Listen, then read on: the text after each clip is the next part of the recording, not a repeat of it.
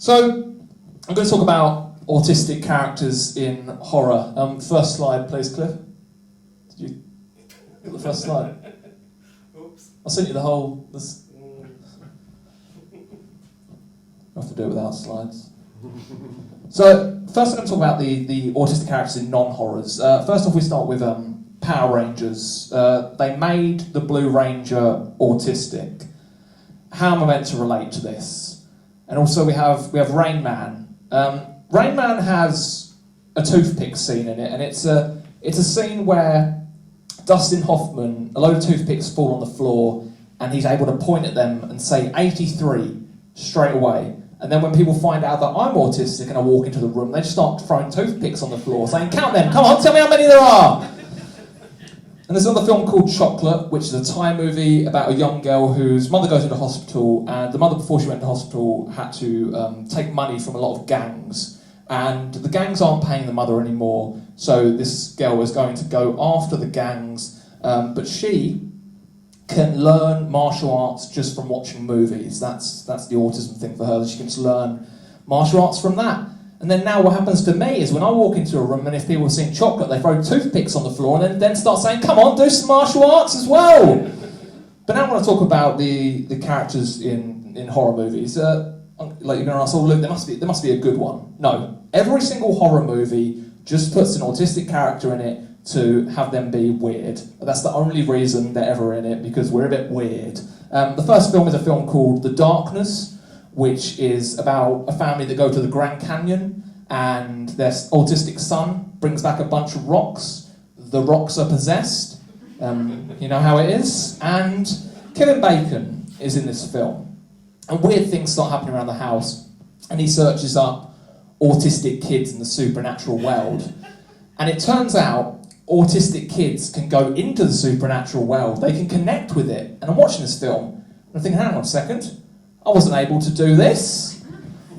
We also had The Predator, which was a sequel, and in that, the only reason the aliens come down to Earth is because at the start of the film, this dad finds the Predator's mask and everything. He takes it back to his house, and the autistic son goes down to the basement and finds the mask, and he figures out alien technology. Just that's the only reason. You have to blame the autistic kid in the film for bringing the aliens down. And at one point, he puts on the mask, he goes out trick-or-treating and blows up a house. And no one ever talks about it again. They're like, "Oh, he's autistic, it happens. He just blows up houses." But the reason the aliens want to take the son, they come down because they want to take the autistic son, is because it's about that the autistic son is the most intelligent person. Like, they want to take his brain because they will use that brain for the other aliens. Intelligence, when I wrote this bit in my notebook, I spelled intelligence with 2 T's, so don't know about autistic people being very intelligent.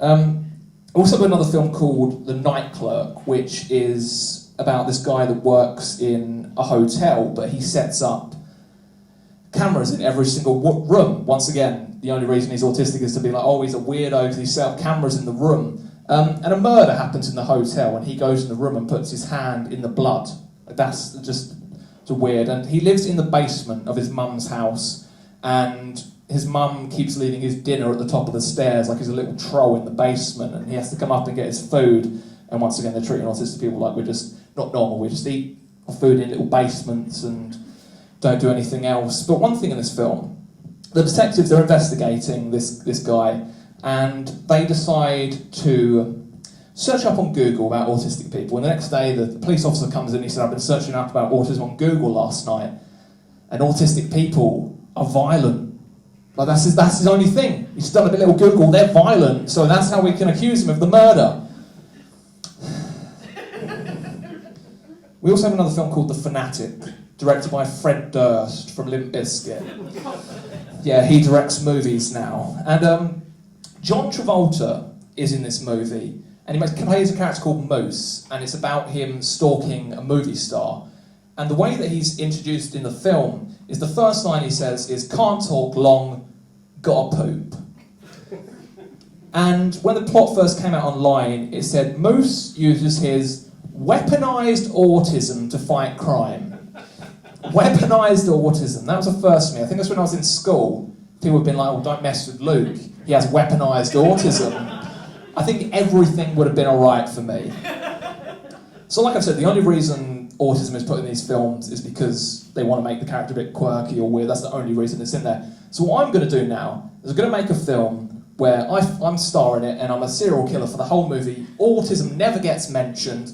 And at the end of the film, I'm covered in blood. The police are holding guns at me, surrounded by them. And I put up my hand and say, I'm autistic. And the police drive away. And I'm, that's all right, he's autistic. And the credits roll. That's what I do.